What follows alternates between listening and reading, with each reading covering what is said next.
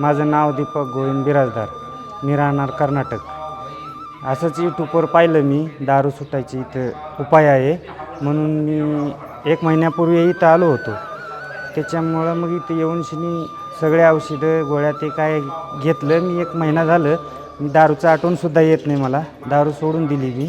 मी गाठ पण राहिली होती माझी, मग परत इच्छा झाली माझी यावं म्हणून मी परत आलो इथं. असं देवस्थान आहे की असं महाराजांचं की फरक पडला मला दारूबद्दल. याच्यापुढं काय आठवण येत नाही दारूची, काय नाही. त्याच्यामुळं सगळं चांगलं आहे महाराजांचं.